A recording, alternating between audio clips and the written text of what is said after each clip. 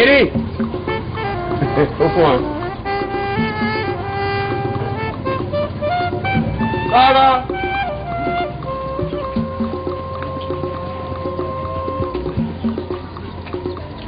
Il n'y a pas mon dos fuir.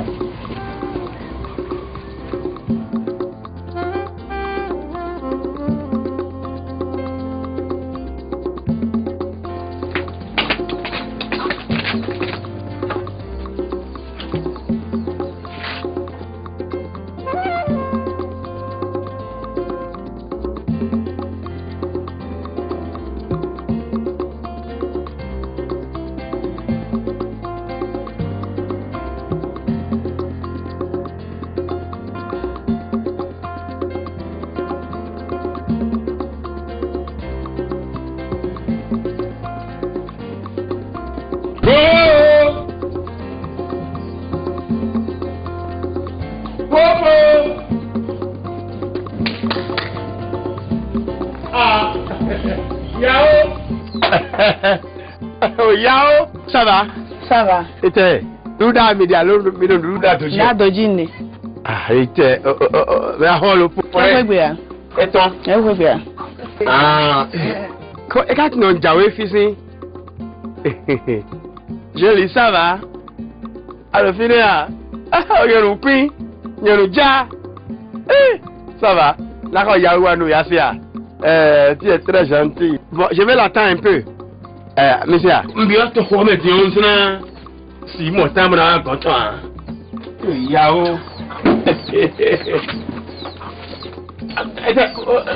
Dame, tu n'as rien soirée. Alors, je dis ça va. Oh, il m'a mis Asia. Le midi, notre avenir, c'est vous. Joli. Quand on fait le roi, quand on met dans les jeunes, quand c'est coutume comme ça. Joli, nous vivons. Nous Asia. Là, il y a un way. Asia, ma honno mama qui se gomboa. Na wa dime. Ça soué na ni Asia. J'arrive. Ayo. Joli, nous mais Asia. Quand parti de je reviens quand les parti de filo I'm really amon je j'ai dou quand pour quand amon et quand tu quand quoi ça dou voilà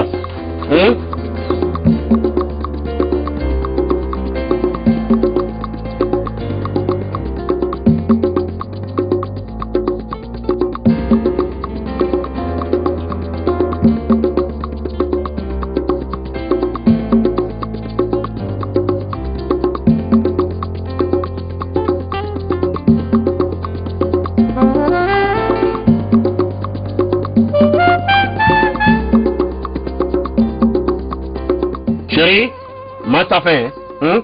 Attends, c'est fini. Je viens encore.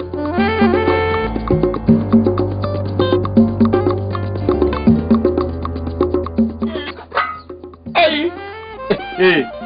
Nous deux sommes pas le chef filmé. Mais à ton arrivée, tu sauras que quelqu'un a été de passage. Joli. Ma fille en main.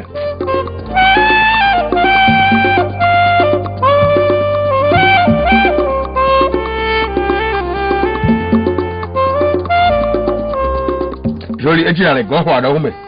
À grand roi, les me comptent pas grand pour payer pour les officiers. À grand roi, nous suis. Vous pouvez. Alors, vous voyez, mais. Alors, nous sommes besoin d'un bain, mais voilà.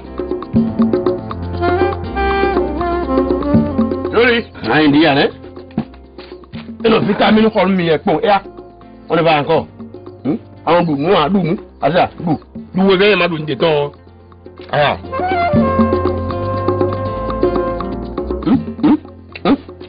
Allez, taille, deux con, même yomé. On doit ne pas voir de ta douée. Mais, regarde. Bon, chérie, je n'ai pas mangé avec toi, hein. Je t'ai montré comment on mange. Asia, nous je suis maman, c'est toi qui as tout mangé. Asia, j'ai appris ma part.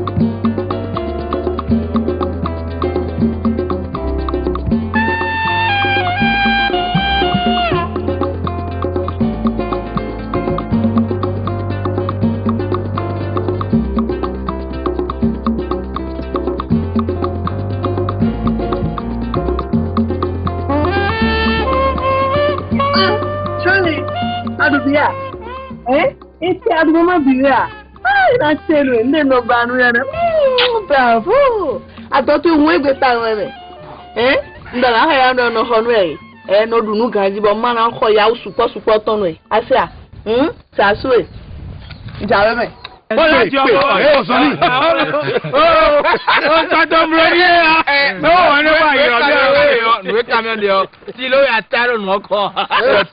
Kilo é. Eu kilo é no tu então. Aga kilo, você na dogbe. Você tin mi mo kilo é do. Kilo. É me você na dogbe tu né. Tá legal. Eu vou te contar, não te contar. Pecado.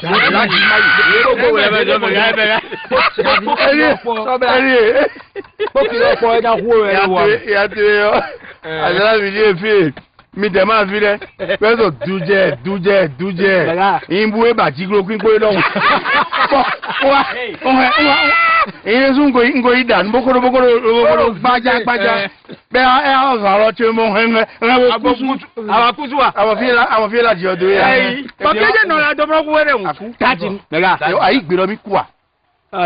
Fílẹ̀ ni ẹ na wi pikin opo mi mamo pikin opo ahun baji le fa mi office dole aji lo fi alado yo jengben fi alaji odo yo alado kin to yun alaji odo kin to yun wa jo yi lado yo do ni na lo sa yo do ni lado ne egbonu ma tun ati ni no tun ati abi kan ma da ji ka yen mo ai ma tun ati le soja ne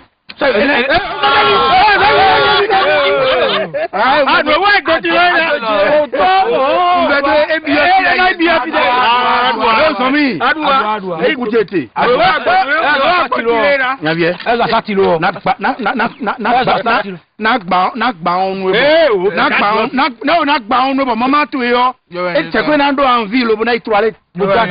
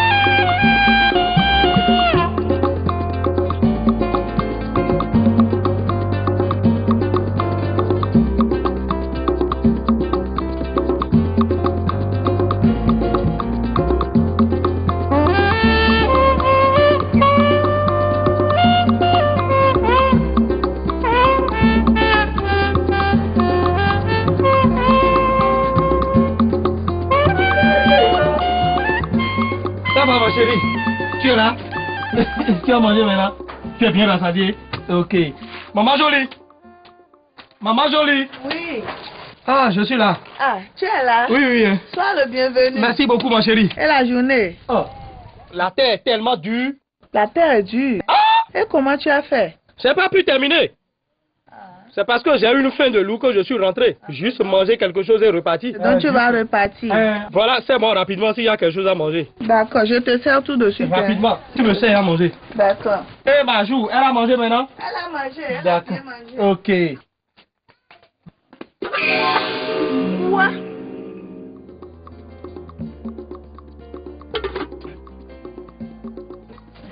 Jolie, tu as fini ce que je t'ai servi et tu as fini ce qui est dans la marmite aussi? Non mais c'est pas vrai, c'est pas possible.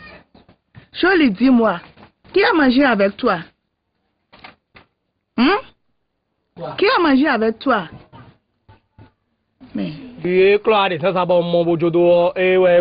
c'est ça que je ne comprends pas. Il n'y a plus rien dans la marmite. Tu veux me dire que c'est elle qui a tout mangé? Il n'y a plus rien dedans, va voir toi-même.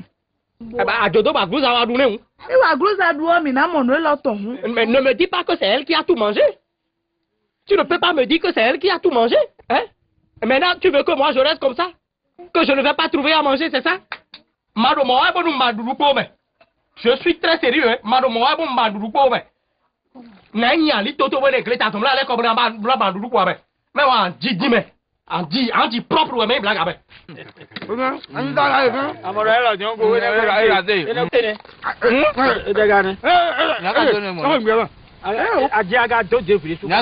que je viens de faire maintenant, vous ne savez pas. Hein.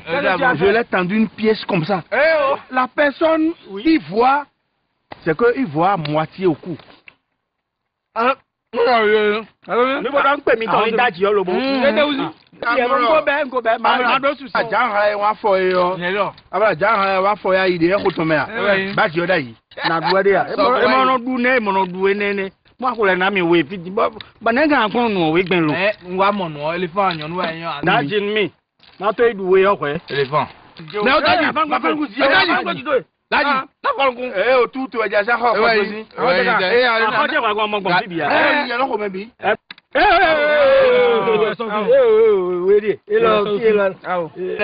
Allô, Daddy,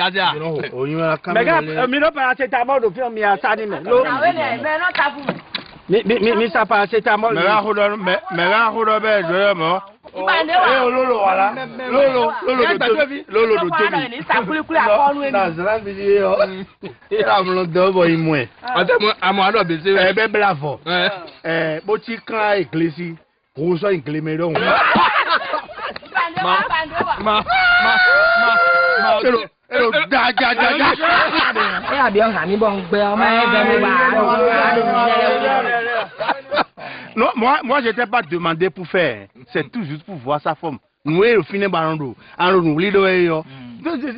voir la modèle.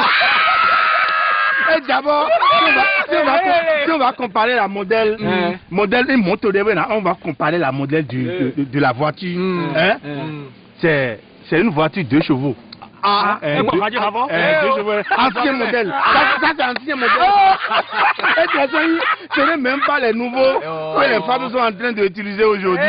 Bon, quand vi biloko toto nyenyenye mo ko ya. Nkabe gbe chocho nye so do nche. Afiti pamba.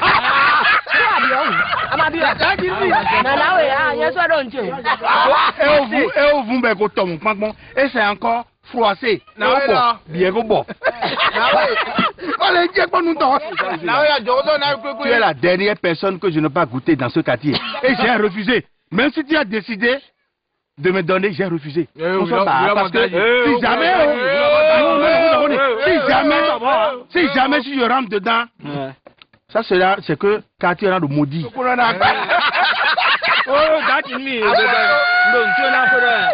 Kaka. Oui. Bonsoir, pas Jolie. Ouais, ça va. Ça va bien. Maman Jolie, c'est pas toi-même qui avait servi Sissito? Non, je ne l'ai pas servi, hein. Et moi, je le voyais rentrer à la cuisine, ressortir à chaque fois quand la nourriture finissait. Donc c'est lui. Sissito, Wafi. Et Wafi? Tu vois? Et Wafi où? Tu vois ce que tu me crées dans cette maison? Combien de fois moi je vais t'interdire de ne plus le recevoir dans ma cour? Combien de fois? Hein? Combien de fois? Dis-le-moi. Je t'ai pourtant interdit ça. Car mon absence, ne le reçois plus. Maintenant, tu l'as lâché, il a tout mangé. C'est fini, non? Le gars, c'est un paresseux. Il ne veut même pas travailler. Et c'est un célibataire. Comment a-t-il fait pour s'appeler Sissito? Oh! Et Johnny, ouais. Quoi? C'est juste pour se couvrir. Il n'a même pas une mouche qu'il nourrit à la maison. Maintenant, il vient, toi tu le fais asseoir, et il a tout mangé, il est reparti tranquillement. Merci, Romeo. À mon nouveau nous doit attendre Bouméon. N'a bien moyen sous. Eh, n'est en bloc. Putain, là, des blois. Et là, sous le bleu Tu vas le faire quoi? Le pot de là va blois mais. Il a déjà tout digéré. La personne, quand il mange, 30 minutes après, quand tu vas le voir, il a tout digéré. Là où il est maintenant, il a tout digéré. Eh bien, il y a un petit peu de rapidement, dit, à mon bibliothèque, il y a un pia, on est pour le trop long, dit. Et même, on dit, non, pas dit trop long. Ça veut dire quoi, ça? Non, oui, il a tenu, mais. Non. Merci Roméo, mais elle va vous préparer encore autre chose. D'accord, mais qu'elle se précipite rapidement. Calme-toi, papa. Dis trop long, dit. Ah, nous dis trop, dis calme-toi. Koudado, il m'a sauté, mais donne nous à nous, comme mieux. Nada, mais là, nous, mieux.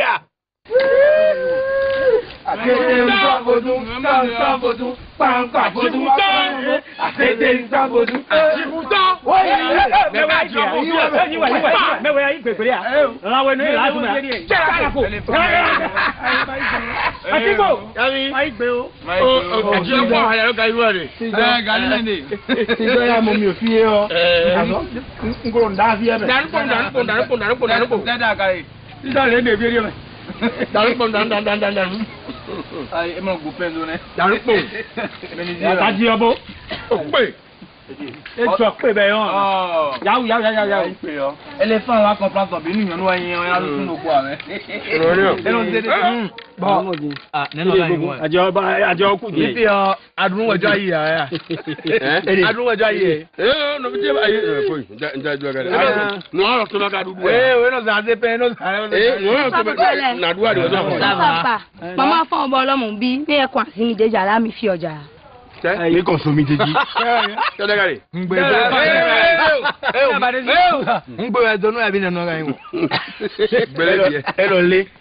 Maman a mis ton cité. La bobo kobi, mi consomme, mi déjà mi consomme. Ah bon. Ayi kun wa mi dẹ ma ti ra bọ abọdọ mo ido takun mo ido jinu mo ido sọrọmbọta tẹtẹ bá ide po.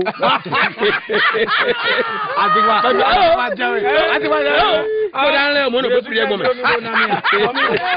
Fidoto àti dẹ́gbẹ̀ àjàdo àti ìwé jí àbí nínú ká yín ma bí fìdó. Fi tán mẹ́. Ewé ni ọ. Éléphant vient. Évidemment, aïe. Oui, quand mon dad s'est mis là, mais fille est mis là-bas, sa femme. En train, c'est que elle commence par ramasser, mélanger les langues. On va t'attirer à oui, au fil. Il me dit bon de l'eau. Et va d'abord on est bon. Aïe commence à dire quand tu te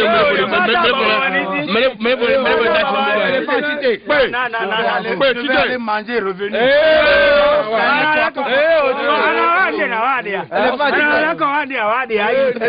Je vais aller manger revenu. Et à mon retour, je prenais vos têtes là comme ça là. Moi.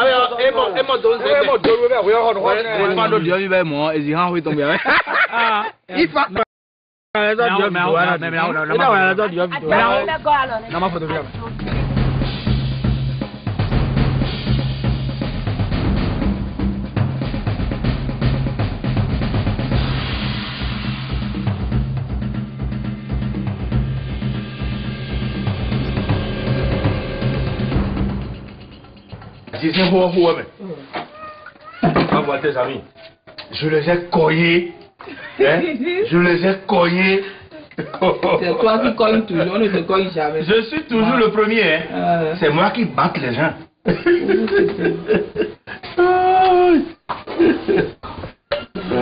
Ça, c'est le refroidi déjà. Eh oh.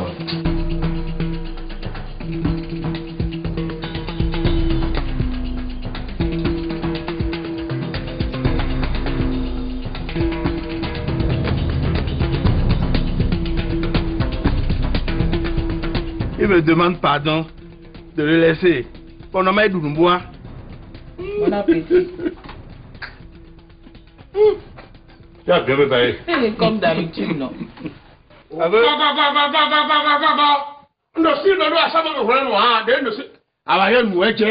Yao, ça va? Ça va bien. Bon encore. On est dit. Yao, non, si, mais nous, ouais. Ah, ouais, nous, on doit se faire en toi. Ah, nous, on doit se faire une gêne, tu sais que, toi, c'est un mec qui est en train de bavarder, qui dit qu'il connaît Adja. Il connaît rien. Il connaît rien dans tout ça là. Ah, Je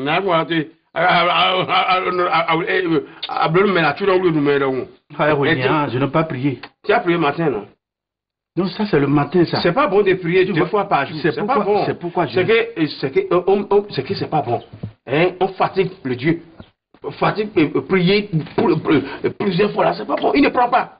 Hein? Il ne prend pas. Attends, mon frère, tu ne sais pas ce qu'on appelle la prière. Madame Daouvé, mais quand tu es une femme dans un foyer, lorsque tu as donné à manger à ton mari en même temps, il faut dire à ton mari, chérie, il faut prier avant de manger. Il faut prier avant de manger. Celui qui ne fait pas rien, qui ne fait pas d'erreur. Dieu aussi a vu que tu as oublié. Quand on oublie, c'est lui qui a donné. Hein? C'est pas bon. C'est pas lui qui. On va prier d'abord. C'est pas bon. Prier avant de manger. Ça amène le diable. On est bon. On ne renvoie. Moi, je n'ai pas amené mes chapelains. Non, vous êtes au pôle avec ça là, on va prier. Dieu n'est pas. Il faut enlever le chapeau. Dieu n'est pas comme nous les hommes. Pour lui parler. On va commencer par... Non, ça tarde. Tu veux prier, au nom du Père, du Fils et du Esprit. Amen. Du Saint-Esprit. Amen. Amen. Amen. Le Seigneur Jésus-Christ, je te demande de bénir ce repas. Amen. Et il faut donner celui qui n'a pas trouvé. Oui, et de deux, il faut toujours pardonner les pauvres, les pécheurs. C'est pourquoi je dis, je vous salue Marie. Pleine de grâce, le Seigneur est avec vous. Vous êtes bénie à toutes les femmes. Jésus, le Fils de votre entrée, est béni. Sainte Marie, Mère de Dieu, priez pour nous pauvres pécheurs, maintenant et à notre mort. Amen. Je vous salue Marie. Pleine de grâce, le Seigneur est avec vous. Vous êtes bénie à toutes les femmes. Jésus, le Fils de votre entrée. Amen.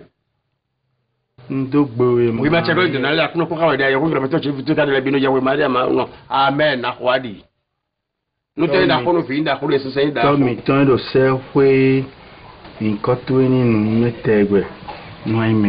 C'est lent. Les nombres de tout le cerveau. À coup, on est mort au pédi. Fait qu'un peu de nan, vous béton, vous dites, un ami, vous dites, c'est vrai, mettons le kémi. Pourquoi quelqu'un? À coup, non. À mon aimé. À ton alin, coulon déo. Tu béton les de nous. Les gens, ils cherchent ma mort. Le Seigneur. Il faut bénir ce repas. Tu as déjà dit ça 1000 fois. À coup, non, Jésus-Christ. Puis c'est fatigué. Le Seigneur. Et ton hono. On les yobe au la sort. Bongo. Kudo susu au sort d'on ya mais. Neben d'ou yade. Nous que la tolé mea. Les femmes ya. Nous que la tolé mea de. Nous la tosin d'ou la meilleur. Ce qui va sortir de ça là, Seigneur Jésus.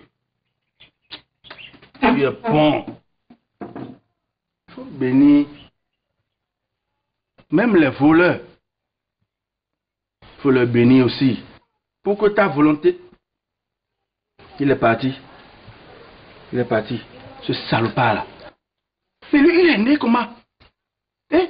À peine comment amené ça là maintenant? Il est venu s'asseoir. Eh? Et on a dit qu'on donne Dieu, c'est comme ça, il est en train de manger du pain, du gali en désordre. Mais le gars, il est né comment? Ah, Dieu, il faut lui dire de faire attention, hein. Ah, moi, je ne suis pas comme ses amis, hein. Ah, s'il continue comme ça, mais je vais enlever ta tête. Je vais enlever sa tête rapidement. Ça veut dire quoi, ça? Coco, non, maman Coco. Maman Coco. Oui, papa. Quoi? Papa, nous le ravi de. Et où you are? Il vient de partir. Ah. Hein? Il vient de partir. Mais le gars, je ne sais pas comment il est né, même je ne sais pas d'où il vient. Et il n'a pas mangé avec toi. Il va manger avec moi. Tu me prends pour qui? Comment tu t'es débrouillé? Mais, j'ai fait tout possible, mon couetton si même. Tu as goûté mon pédia. Il est tellement gourmand. Toi aussi, il faut vite manger. Gourmand.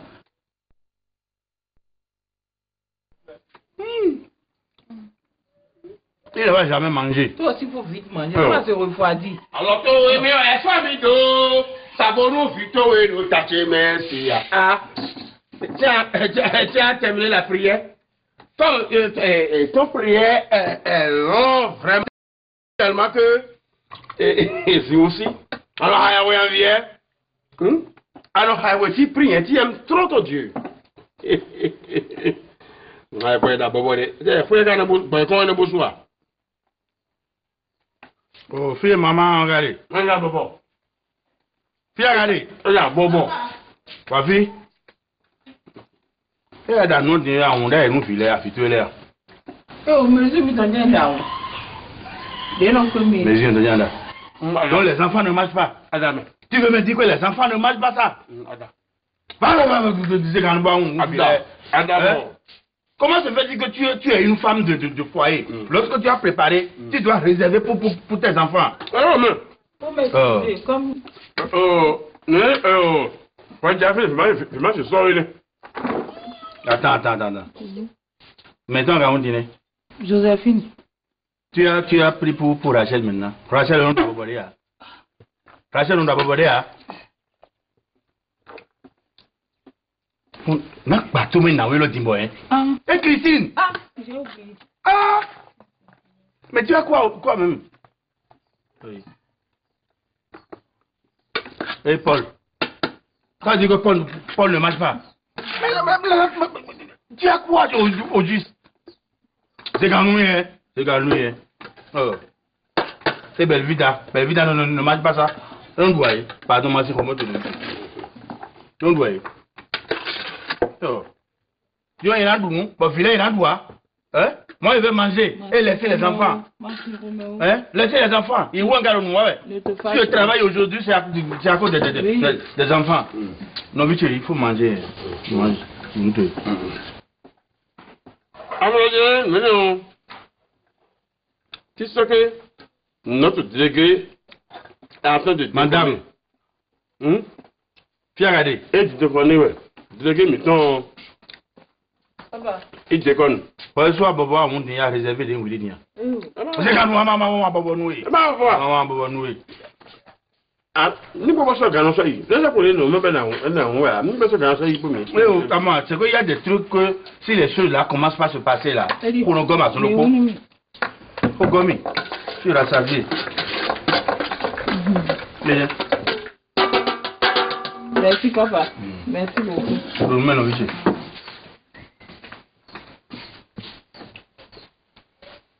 Non, pas où. Là, il doit dire, ouais, là, il y a. Je te prends et je vais. D'accord. Nous avons mis à ça. Là, il va me faire parler de. Donc, il faut parler. Moi, il va reposer un peu avant de venir. Oh, je ne devais pas. Avant d'abandonner un mot. T'as un jour? T'as un jour? Y'a un peu.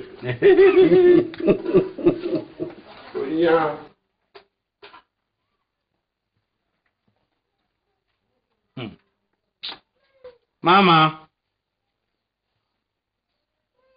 Ça bobo wanmi. Papa, à ma dit.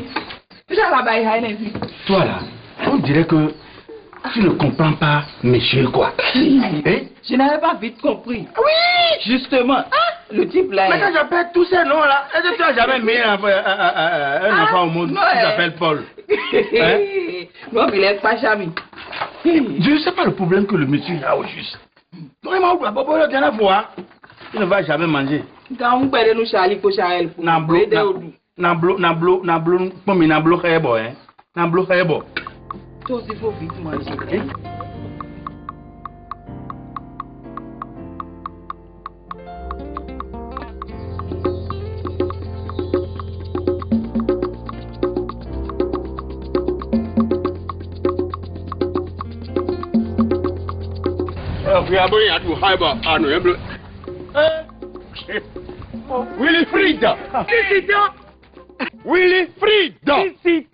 Wilfried!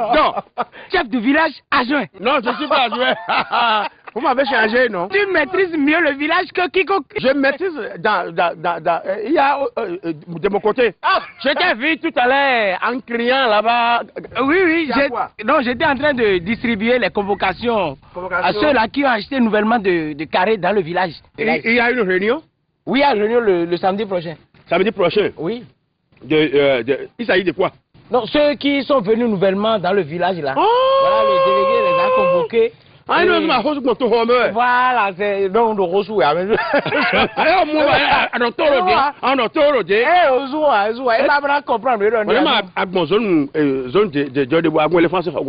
Non, lui, éléphant, lui n'est pas nouveau, il est autochtone. Non, il n'est plus autochtone. C'est quelqu'un qui l'a vendu à quelqu'un d'autre et quelqu'un d'autre a vendu.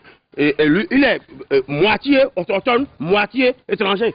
Mais on le connaît, il est autochtone. Non, il fait revendre ça. Et le programme de dimanche à carré. Donc il est demi-autochtone, demi-nouveau. Donc il a besoin aussi de convocations aussi. Là, son nom n'est pas dedans, parce que lui, on le reconnaît comme autochtone. Oui, il faut les avertir, sinon ça veut dire que vous l'avez minimisé. D'accord, il faut délai. Non, il va vite partir parce que je vais te faire une surprise.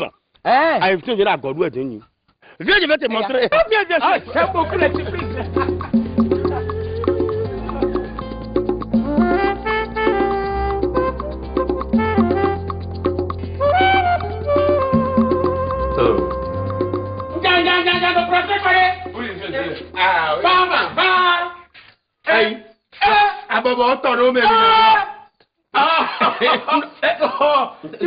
Tu m'as fait la plus belle des surprises. Qu'est-ce que j'ai dit? Je dis, il y a surprise chez Éléphant. Oui, il y a surprise. Aïe, on y est, allons d'abord. Ah, mais à mon dieu, au clouton de vous dire, et tu as d'abord dans un jeton, mais on fit, on fait bien, belle poubelle, elle est, on dit, vous me là. Comment bon, les fois, le fit, bon.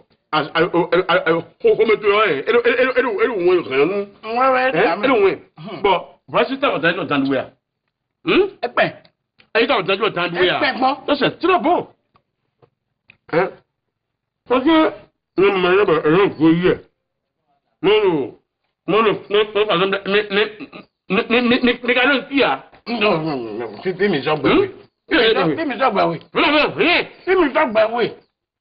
eh, madame, il y a quoi? C'est ça, donc, ben, yao, mi roi, mère. Yao! Adam, mais regarde, nous, il y a quoi?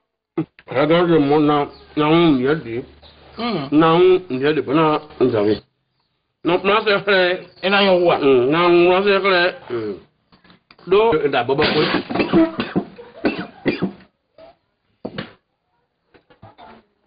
mais bah, d'où est? Déjà. Si on va y aller à Miami. Hein? Non, il faut manger. Hein?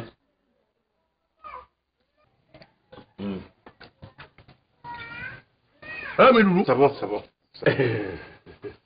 Bon, dis-le. Il y a quoi d'abord? Et d'abord, Stambol, et d'abord, et il y a des bois. Oh, avec tu as dit compte, FIFA, et FIFA. Mais, à dit qu'on. Et tu dois, mais, ma foi. Le conduit, c'est vraiment moins Ton mi on hoya. Efa. Oui, no biche. Nye na somi. Me lo te me za so Na somi. Wa du no. Ma somi. Do pressé ma phone we hold on timen we yo. Wo sun de. My force. Nye lo ku te na jeje kan wori ni. Yo. Oui, wa du no hein. Mais viens manger non? Ono biche. Mano quoi? Isandia. Quoi? Mano Isandia. On dirait tout à l'heure. Il faut manger. C'est bon, c'est bon. Quoi? C'est bon déjà. Non, il faut manger. Non, j'ai relâché, c'est bon, c'est bon. Comment tu as relâché? C'est bon, c'est bon, c'est bon. Tu veux manger non? Mais j'ai déjà mangé. Non, tu n'as pas mangé. Non, non, tu n'as pas mangé. Chez les propriétaires, je peux avoir Massimo Gansan à Sandine. Jusqu'à présent, c'est toi qui suis propriétaire ici. Non, c'est oui, propriétaire. Tu es gentil. Monsieur, assois-toi. Je dis, assois-toi.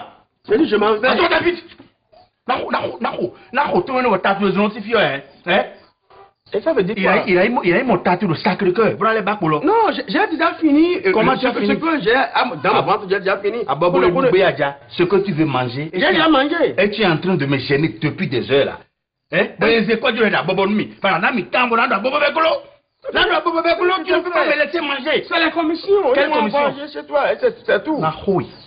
Tu as frappé de quoi? Attends, je vais te parler. Tu veux manger ou bien tu ne veux pas manger? Je vais déjà manger.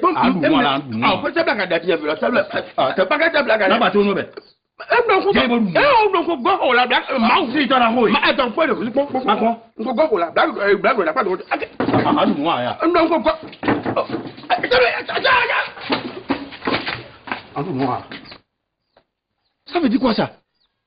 Mais tu as quel problème? Tu ne peux pas me laisser. Malgré tout ce que je suis en train de faire. On me fait te demander, j'ai fait zigzag. Pourquoi tu me laisses en paix? Tu ne veux pas me laisser en paix? Comment? Ce que j'ai commandé, tu ne peux pas me laisser. En train de me gêner depuis. Regarde-moi ça. Un fantôme vivant. Oh, un faux rien comme ça. Papa, c'est quoi? Qu'est-ce qui se passe? C'est pas le délinquant là. Et qui a versé l'eau dans la nourriture comme ça? C'est celui qui a versé l'eau. Regarde. Lui là, c'est un imbécile. Un imbécile, un tio ban côté si derrière au noir bayani. Je me tape au du Tu vois? Et les ribouts ils font là. Tu me vois ça? Il ne peut pas marcher ce. Je ne sais pas d'où il vient même. Il n'est même pas où ça. Imbécile, il mange seulement, il ne fait que manger. Il vient de Jawa Jawa. C'est les gens de Jawa Jawa qui se comportent comme ça. Ça veut dire que Jawa Jawa. Et maintenant, comment on va faire? Il a gâté mon truc. Pipi là, il est pour moi, il a le goût.